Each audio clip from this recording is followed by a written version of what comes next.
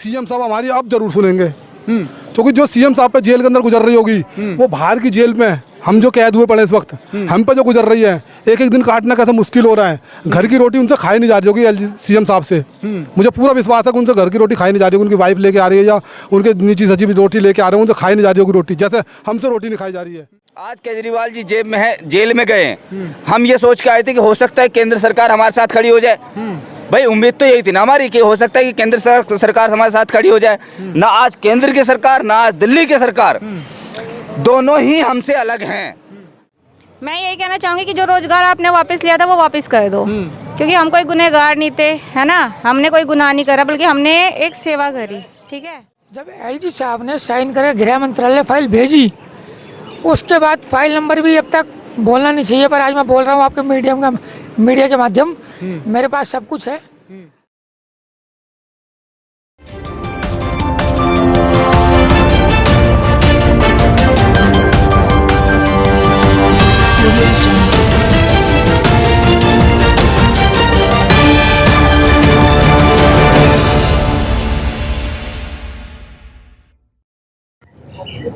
नमस्कार, मैं हूं रूप सिंह गुसाई और आप देख रहे हैं एएनसी इंडिया। और इस वक्त मैं मौजूद हूं अपने कैमरामैन व्यास कुशवाहा के साथ नई दिल्ली स्थित राजघाट पर। राजघाट का ये पावर हाउस है। यहां पर 5 महीने पूरे हो चुके हैं दिल्ली सिविल डिफेंस के कर्मचारी, जो कि दिल्ली के तमाम जो अलग अलग 40 विभाग हैं वहां पे 10,795 वॉलंटियर्स जो कार्यरत थे उन्हें एक साथ बर्खास्त कर दिया गया। और उसके बाद से लेकर के आज तक जो 6ठे महीने में लगातार इनका धरना प्रदर्शन 24 घंटे का लगातार चल रहा है। ये सामने यहाँ पर देख सकते हैं आप, ये पावर हाउस है। यहाँ पर दिल्ली सिविल डिफेंस बस मार्शल्स का जो है बैनर लगा हुआ है, जिसमें इन्होंने बताया है कि जो ये 27 अक्टूबर 2023 से यहाँ पर लगातार प्रदर्शन कर रहे हैं। तमाम राजनीतिक दल जो है, केवल अरविंद केजरीवाल जी यानी आप पार्टी को छोड़ करके तमाम राजनीतिक दल और कई सामाजिक संगठन यहाँ पर इनके पास आए, इनको आश्वासन दिया कि हम आपके साथ खड़े हैं। उनके प्रोटेस्ट में वो लोग शामिल हुए और कोई हल अभी तक निकलता नजर नहीं आ रहा है। हालांकि आज की स्थिति में ये माना जा रहा है कि दिल्ली सरकार ने तो इनकी फाइल जो है पारित कर दी ताकि इनको दोबारा बहाल किया जा सके, और एलजी साहब के पास केवल उनके साइन की वजह से, उनकी मोहर की वजह से ये मामला रुका हुआ है। इस बात को लेकर के खासा नाराज है। तो आज की जो स्थिति है वो आप तक पहुंचाने की कोशिश करूंगा अपने विशेष संवाददाता व्यास कुशवाहा के साथ। और देखिए व्यास कुशवाहा की खास रिपोर्ट, और इस पर जो भी आपके सुझाव विचार हो हमारे साथ जरूर साझा कीजिएगा, क्योंकि ये मामला एक गंभीर मामला है। ये केवल 10,795 लोगों का मामला नहीं है, ये उनके परिवारों का मामला है। उनके परिवार में 2, 4, 5, 6, 7 तक सदस्य हो सकते हैं। जब उनकी संख्या को आप कैलकुलेट करेंगे तो ये कितनी बड़ी एक संख्या बन सकती है। आगामी चुनाव पर इसका क्या असर होगा, ये सारी बात आप तक पहुंचाने की कोशिश करेंगे। तो देखिए ये खास रिपोर्ट। नमस्कार, आप देख रहे हैं एएनसी इंडिया, खबरों में खबर, आपकी खबर। आपको मैं बताऊं, लगातार इस समय हम लोग 5 महीने से जिस तरीके से रिपोर्टिंग करते हुए आए हैं, जिस तरीके से आप लोगों को हम लोगों ने वो पहलू दिखाया है कि शायद अगर मैं उस पहलू की अगर मैं बात करूं तो आप लोगों का भी दिल जो है वो दहल जाएगा। मैं वहीं डीटीसी मार्शल, जिनको क्लस्टर बस मार्शल कहा जाता है, जो कि 40 विभागों से लगातार इन लोगों ने काम किया और तकरीबन में 8 से 10 साल अपने काम का एक ऐसा समय जो दिया, अपने उम्र का एक ऐसा समय दिया, जिस उम्र के बाद में जब इनको उस नौकरी से यूं कहें कि किसी एक्ट के द्वारा इनको हटा दिया गया, एक एक्ट का आश्वासन दे दिया कि हमने आपको इस एक्ट के तहत रखा था और इस एक्ट के तहत हम आपको निकाल रहे हैं। लेकिन सवाल ये उठता है, 10,792 मार्शल, जी हाँ 10,792 मार्शल, शायद ये 10,000 का जो एक आंकड़ा है ये आप समझ सकते हैं। ये 10,700 मार्शल वो है जो हर परिवार में से एक एक है। लेकिन वहीं रोजी रोटी की अगर बात करें, रोजी रोटी की अगर बात करते हैं तो एक एक के घर के अंदर में अगर 4 से 5 सदस्य हैं तो आप इस आंकड़े का अनुमान आप खुद भी लगा सकते हैं। ये वो मार्शल जिन्होंने अपना एक कीमती समय दिया और आज समय देने के बाद में उसी देश के अंदर में रहते हैं और उसी देश का तिरंगा अपने हाथों में लेकर के और अपने हक की रोटी मांगने के लिए, अपने हक की रोजी मांगने के लिए सीएम साहब जी से, एलजी साहब जी से लगातार इन्होंने जिस तरीके से हमेशा एक ही बात कही है, हमें हमारा रोजगार वापस दो। मैं एक बारी अब इन लोगों के साथ में जुड़ूंगा और जानने की कोशिश करूंगा कि 5 महीने से जब आप लगातार प्रोटेस्ट करते हुए आए, प्रोटेस्ट करने के बाद में भी आप लोगों को अभी तक रोजगार क्यों नहीं मिला। अगर रोजगार की बात कहें तो हम लोग एक बारी राजेश जी के साथ जुड़ते हैं और इनसे जानने की एक बारी कोशिश करेंगे। इनको आपने देखा होगा हमारी कई वीडियो के माध्यम से भी, और भी चैनल हैं जिन्होंने लगातार वीडियो दिखाई उनके माध्यम से भी, और लगातार इनके दुख जो है वो हमारी वीडियो के अंदर में भी दिखता आया है। और एक बार फिर हम लोग इनसे जुड़ेंगे। मैं दिखाना चाहूँगा उस सरकार को जो अंधी बहरी और गूंगी सरकारें हैं, जो इस समय लोकसभा इलेक्शन है लेकिन फिर भी उन लोगों के कानों पर जूं तक नहीं रेंगती कि आखिर में जिनसे हम वोट मांगते हैं, जिनसे हम वोट मांगने जाते हैं, जिनके पास में हाथ और पैर जोड़ते हैं, लेकिन उन्हीं लोगों को क्या हम लोग रोजगार देने में सक्षम होंगे या नहीं होंगे। राजेश जी, आज भी आप लोगों का जो है प्रोटेस्ट जारी है और दिल्ली सिविल डिफेंस बस मार्शल की तरफ से, लेकिन अभी तक आप लोगों को किसी भी तरीके का कोई कागजी कोई आश्वासन या किसी राजनीतिक पार्टी ने अभी तक क्यों नहीं दिया। अब इसका कारण बताइए, 5 महीने से ऊपर हो चुका है। सर अब क्या बताएं सर जी, देखो विधानसभा हमारी आवाज़ उठी, उसके बाद फाइल का क्या हुआ हमें पता नहीं चला। एलजी साहब कहते थे फाइल मेरे पास आ जाएगी, विधानसभा हमारा पास हो गया बिल, फाइल आ जाए 24 घंटे में तुम्हें नौकरी दे देंगे। अब वो एलजी साहब अपनी बात क्यों अलग क्यों हो रहे हैं, वो अपनी बात क्यों नहीं मानते। अब हमारे को 24 घंटे की, हमारे को तो 29 तारीख की बात है, 29 फरवरी की हमारी विधानसभा पास हो गई थी फाइल। आज तारीख हो गई 28 तारीख, 28 दिन में अभी तक उन्होंने हमारी फाइल को पास नहीं करा, आगे भेजा नहीं है और हमारे को नौकरी पर नहीं रखा है। तो एलजी साहब से हम यही गुजारिश करना चाहते हैं कि हमारी फाइल जल्दी से पास करके हमें जल्दी जल्दी नौकरी पर रखा जाए। हमारा एक दिन काटना बड़ा मुश्किल हो गया है। मैं यही कहना चाहता हूँ एलजी साहब से बस।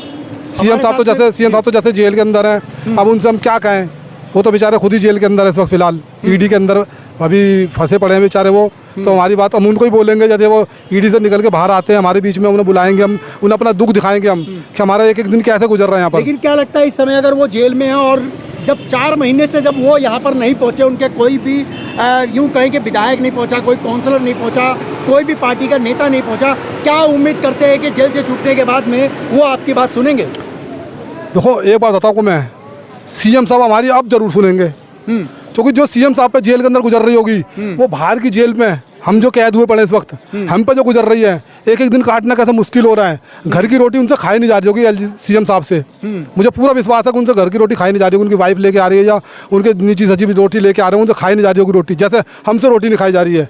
आज मैं भूखा प्यासा यहाँ पर हूँ, मैंने खाना नहीं खाया भी था यहाँ पर मैंने। सीएम साहब अब हमारा दुख अच्छी तरह समझेंगे, बल्कि एक कंबल में कैसे रात गुजार रहे होंगे, मच्छर कैसे काट रहे होंगे ना, सब अकल ठिकाने आ रही होगी उनकी भी कि हम पे क्या बीत रही है। वो तो सजा भुगत रहे हैं, पता नहीं उन्होंने जुर्म करा नहीं करा, मगर जिस तरह हम हालात देख रहे हैं वो जेल में सजा भुगत रहे हैं और हम सजा भुगत रहे हैं बिगर जुर्म की। हमने तो कोई जुर्म नहीं करा, हमने तो नौकरी करी है, देश सेवा करी है। कोरोना में कितनी सेवा करी है हमने, ये सारी दुनिया जानती है, मुझे कैमरे पर बताने की जरूरत नहीं है, ये दुनिया को सबको पता है, जो भी ये न्यूज़ देखेगा सब जानता है कि हमने कितनी सेवा करी, देश सेवा। और आज हमारा ये हाल और देश सेवा का अंजाम हमें ये मिल रहा है, हमें देश सेवा का अंजाम। अब तो ऐसे लग रहा है जैसे अगर केजरीवाल जी ने भी तो देश की सेवा ही करी थी, दिल्ली की सेवा करी थी और आज उनको जेल मिल रही है। देखो उनको जेल मिल रही है, उनको जो ब्लेम लगाया गया, हम पे तो ऐसा कोई ब्लेम नहीं लगाया गया। हमने तो 10,792 बहन भाई, हम पे तो कोई ब्लेम नहीं लगाया गया। हमारे भी कुछ दिन पहले एक भाई का हार्ट अटैक हो गया है। 5 महीने से क्या करेगा आदमी। अब मेरी हालत देख लो, मेरे आज की 5 महीने पहले की वीडियो देखो, मैं कितना सेहतमंद था, कैसे क्या था, बड़ा खुशहाल था मैं, देश की कितनी सेवा करता था मैं। और आज मेरी हालत देख लो, ये मेरी दाढ़ी बड़ी पड़ी है, मेरी हालत देख लो, मेरी जेब में पैसे नहीं है खाने तक को, मैं कहाँ से कैसे गुजारा कर रहा हूँ मैं ही जानता हूँ। अब कैमरे में बार बार थोड़ी रोता रहूँगा मैं, अपनी रोता रहूँगा। जो व्यूअर देख रहे हो कहेंगे भाई साहब आप तो अपना रोना ही रोते रहते हो, और मैं क्या कहूँ। मैं हमारे साथ में एक भाई साहब जुड़े हुए हैं, क्या लगता है आपको कि जिस तरीके से अब केजरीवाल जी इस समय अंदर में है और ईडी के द्वारा आप समझ ही रहे होंगे सारी बात को, क्या लगता है कि जिस तरीके से राजेश जी ने बताया कि वो यहाँ पर पहुँचेंगे और आप लोगों की बात अब सुनेंगे वो? सर हम तो पिछले 5 महीने से धरने प्रदर्शन पे कंटिन्यू आ रहे हैं, हमें अब नहीं लगता वो यहाँ आएंगे, क्योंकि हम 5 महीने से धरना दे रहे हैं अपना कंटिन्यू, रात दिन एक कर रखा है सर। तो हमें तो लगता नहीं है वो आ जाएंगे। उम्मीद नहीं है? मतलब उम्मीद तो है ही नहीं सर, 5 महीने कम नहीं होते सर, आधा साल बीतने को है। जब आधे साल में सरकार का कोई भी यहाँ नहीं आया है। कोई नुमाइंदा नहीं जो पहुंचा, आया है उसने क्या किया है? सिर्फ एक आश्वासन, आश्वासन ही है सर। वो और तो क्या है? आश्वासन के अलावा कुछ नहीं। कुछ नहीं सर। बल्कि अगर आप लोग पहुंचे तो वहाँ पे आपको मार्शलों को पिटाई भी करी है। पिटाई तो सर देखो, जब कोई धरना प्रदर्शन सरकार के खिलाफ कोई करता है तो उसके साथ तो सरकार अपना बल दिखाती है। बल दिखाती है। क्या नाम है आपका सर? राजेश दुबे। क्या कहना चाहेंगे इस पूरी प्रक्रिया को लेकर के? अगर सर क्या कहूँ, हम तो जब से मतलब हुआ है इस तरह परेशान हूँ, बस रो रहा हूँ, बिलख रहा हूँ और क्या करूँ, कुछ नहीं समझ में आता मैं क्या करूँ। उम्मीद तो ख़त्म कर लिया हूँ कि पता नहीं मिलेगा कि नहीं मिलेगा। उम्मीद बस ऐसे दिन लगाए बैठा हूँ कि आज नहीं कल तो कुछ हो ही जाएगा, लेकिन उम्मीद बहुत देर तक हो रही है, बहुत देर हो रही है, कुछ नहीं समझ में आ रहा क्या करूँ क्या ना करूँ। अब सांसें बस चल रही है, जब तक चल रही है बस वही उम्मीद रखा वो। इस शक्ल को एनएफसी का हर वो बुढ़ा बुजुर्ग इंसान और बच्चा भी जानता है कि उनके घर पे जाता था और दवाई साथ में लेके जाता था, और उनके घर में उनके बच्चे नहीं जाते थे, लेकिन पहली मंजिल या दूसरी मंजिल पे सीढ़ियाँ चढ़ के या फिर लिफ्ट से भी उनके पास जाता था कि आपको दिक्कत क्या है, दवाई चाहिए या फिर आपको फीवर है या फिर आपका टेम्परेचर क्या कह रहा है। ऑक्सीमीटर भी मैंने अपने हाथों से लगाए हैं। अगर एनएफसी के भी लोग सुनेंगे तो वो इस चीज़ को गवाही देंगे कि हाँ ये जो बोल रहा है ये सच बोल रहा है। मैंने ऑक्सीमीटर तक अपने हाथों से लगाए थे। क्या मुझे उस दिन अपने परिवार का, माँ बाप का और अपने आप का डर नहीं था?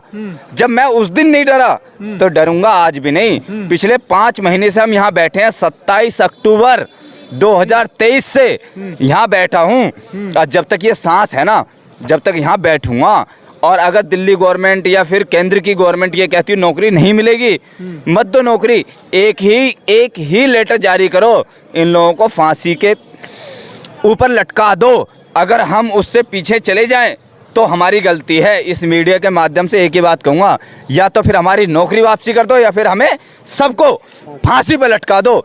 इस औरों का पता नहीं, और हम इतने जितने बैठे हैं ना आपके सामने, ये सब भाई फांसी ना अपने आप को हम खुद कबूल कर लेंगे। जैसे भगत सिंह ने, उनके बराबरी हम कभी कर ही नहीं सकते, मैं बराबरी नहीं कर रहा, लेकिन जैसे उन्होंने कबूल किया था ना अपने मन से, अपने दिल से, ऐसे मैं भी अपनी फांसी कबूल करने के लिए आज यहाँ तैयार हूँ। हमारे साथ में कुछ महिला जो हैं वो यहाँ पर मौजूद हैं। हम लोग इनसे भी एक बारी जानने की कोशिश करेंगे और समझने की कोशिश करेंगे, और इस समय दिल्ली सरकार से और केंद्र सरकार से आप लोग क्या कहना चाहेंगे, खास करके एलजी साहब जी से। सर मैंने मतलब 27 अक्टूबर से आज तक मतलब 5 महीने कंप्लीट हो चुके हैं, पहले ही बता रही हूँ मैं, 6 मंथ्स चल रहा है ये। मैं यही कहना चाहूँगी कि जो रोज़गार आपने वापस लिया था वो वापस कर दो, क्योंकि हम कोई गुनहगार नहीं थे, है ना, हमने कोई गुनाह नहीं करा, बल्कि हमने एक सेवा करी। ठीक है, रोज़गार था वो भी हम कर रहे हैं, डिजास्टर मैनेजमेंट की तरफ से है, यूनिफॉर्म भी है, अभी भी है यूनिफॉर्म, वर्दी तो हमारी अभी भी है, डिपार्टमेंट हमारा अभी भी है, डिजास्टर के अभी भी हैं हम, पर एक रोज़गार गई है, वो रोज़गार दे दो, बस इतनी ही है गुजारिश, और क्या कह सकते हैं। लेकिन ये जो कहते हैं ना कि दिल्ली सरकार अब तो वहाँ जेल चले गए तो कौन करेगा, आपकी तो दिल्ली सरकार ही कर सकती है। तो ये मैं ये पूछना चाहूँगी कि क्या जो केंद्र में सरकार होते हैं, क्या किसी स्टेट विशेष से वो जीतते हैं या पूरे भारत से जीतते हैं, है ना? अगर आप ये कहोगे कि दिल्ली सरकार आपका शोषण कर रही थी, है ना, तो इसलिए उनको जेल में भेज दिया, तो केंद्र सरकार जो बैठे हैं वो शोषण, अगर मान लो हमारी शोषण किया किसी ने, तो वो शोषित वर्ग की तो सहारा देने के लिए खड़े होते हैं। बड़ा और छोटा क्यों रखा जाता है कि छोटा अगर गलती करता है तो बड़ा उसको समझाता है ना? उन्होंने फाइल भेजी, इन्होंने साइन कर दिए, लेकिन अब तो इन्हीं का पार्ट है, तो कम से कम हमारे रोजगार तो दे दे वापस। अब ये सोचेंगे कि इलेक्शन तक रुक जाएंगे, इलेक्शन के बाद, तो हमें वोट बैंक मत बनाइए, हमें वोट बैंक की तरह यूज़ मत कीजिए प्लीज़, क्योंकि हम कोई वोट बैंक नहीं है, हम वही है जो जनता की निस्वार्थ भाव से पहले सेवा करना जानते हैं। आज इसलिए 6 महीने से इस कैटेगरी में हम खड़े हैं कि हमारे को कोई भी नहीं पूछता कि ये कौन है क्या है, लेकिन फिर भी हम सिविल डिफेंस वॉलंटियर है। अभी भी कोई आपदा आएगी, चाहे केंद्र सरकार की हो, चाहे पॉलिटिक्स में वो पार्टी अभी पैदा ही हुई हो, कहते हैं ना एक पार्टी नई नई खड़ी हो जाती है, वो भी अगर खड़े होंगे ना और यूँ बोलेंगे कि यहाँ पे इतने हमें सिविल डिफेंस वॉलंटियर्स चाहिए, और ऊपर का अधिकारियों का ऑर्डर आएगा तो हम तुरंत भाग के जाएंगे, हम वही लोग हैं। तो इसलिए कह रही हूँ कि ये सोच के मत बैठो कि हम वोट बैंक के रूप में इनको यूज़ करेंगे। अगर आप अच्छा काम करोगे तो आपका वोट भी बनेगा, राजगद्दी भी मिलेगी, और जिंदगी भर दुआओं के साथ आगे बढ़ते रहोगे। और नहीं कर रहा तो वही जनता जनार्दन एक डिफेंस भी है, कहते ना पब्लिक का वोट, जनता की वोट और डिफेंस का समर्थन सरकार के लिए कभी भी व्यर्थ नहीं जाता, चाहे वो कोई भी सरकार हो। ये नहीं हमें दिल्ली सरकार के लिए, हमने खाली दिल्ली के लिए जो दिल्ली सरकार ने हमें दिए हैं, है ना, दिल्ली गवर्नमेंट ने, तो दिल्ली गवर्नमेंट क्या है, वहाँ पे लिखा हुआ था कि दिल्ली गवर्नमेंट की तरफ से ऑर्डर आएगी तो आप जाओगे और सेंट्रल का कोई अधिकारी आपको बोलेगा तो आप नहीं जाओगे, ऐसा कुछ भी नहीं था सर। और जो अधिकारी लोग होते थे जिनके अंडर हमें दिया गया था, SDM सब, DM सब, तो ये बताओ कि वो क्या दिल्ली गवर्नमेंट के अंदर आते हैं, सेंट्रल के हैं वो पार्ट, है ना। तो मैं इस चीज़ पे भी नहीं जानना चाहूँगी, बस ये कहूँगी कि अगर दिल्ली, आप जो ये सोचोगे ना कि दिल्ली की सरकार तो अंदर गई है और ये लटकाते चलोगे कि नहीं दिल्ली सरकार रहेगी तो भी तो करेंगे और हम नहीं करेंगे, तो सरकार में तो आप भी हो। मेरा नाम हर्षित त्यागी है। त्यागी और क्या कहना चाहेंगे आप पूरे आप एक क्वेश्चन था अभी कि LG साहब के यहाँ या CM साहब जो भी था, मैं ये कहना चाहूँगा कि CM साहब ने जब प्रस्ताव भेजा था, LG साहब ने साइन करे, सारे 10,792 मार्शल वह अन्य विभाग में 40 विभाग में लगे, सब निकल गए। उसके बाद जब LG साहब ने साइन करे, गृह मंत्रालय फाइल भेजी, उसके बाद फाइल नंबर भी अब तक बोलना नहीं चाहिए पर आज मैं बोल रहा हूँ आपके मीडिया के माध्यम, मेरे पास सब कुछ है। और वो फाइल जहाँ तक मेरे पास कल फ़ोन पे आया शाम को कि DCOM के पास आ गई है। तो DCOM साहब तो केजरीवाल जी के हैं या आतिशी के हैं, जिनके भी हैं, तो उनको क्या पर वो है दिक्कत है जब उस पर साइन वो नहीं कर रहे हैं। अगर उन्हें कोई दिक्कत हो तो हमें पता है, फिर हम साइन करवाएंगे। 4 दिन का टाइम इन्हें दे रहे हैं, 5वां दिन हमारा होगा वो आपकी बात। और ये अगर ये कहते हो मुकदमा हर्षित त्यागी पे तुम 10 लगवा लो, मेरे पास जब भी कोई दिक्कत नहीं है। आशा करता हूं हमारे संवाददाता व्यास कुशवाहा की रिपोर्ट आप तक पहुंची होगी, आपको पसंद आई होगी, आपने पूरे मामले को समझा होगा। तो जो भी आपके इस मामले को समझने के बाद जो भी सुझाव हो, विचार हो कि ये क्या पूरा मामला है, इस पर आपकी क्या प्रतिक्रिया, वो प्रतिक्रिया हमारे तक जरूर पहुंचाने का कष्ट करें, क्योंकि यही प्रतिक्रिया जो है जो तमाम जो विभाग होते हैं या लोग होते हैं उनके ऊपर अपना असर डालती है और कहीं ना कहीं इनको न्याय दिलाने में, इनकी नौकरी दिलाने में मददगार साबित होगी। तो इसलिए आपके जो भी सुझाव हो, विचार हो, प्रतिक्रिया हो, वो जरूर हमारे साथ साझा कीजिएगा। इसी के साथ मैं रूप सिंह गुसाई आप सभी से अनुमति चाहूंगा, जल्द मिलूंगा, तब तक आप अपना बहुत ख्याल रखिएगा। नमस्कार, धन्यवाद, जय हिंद, जय भारत।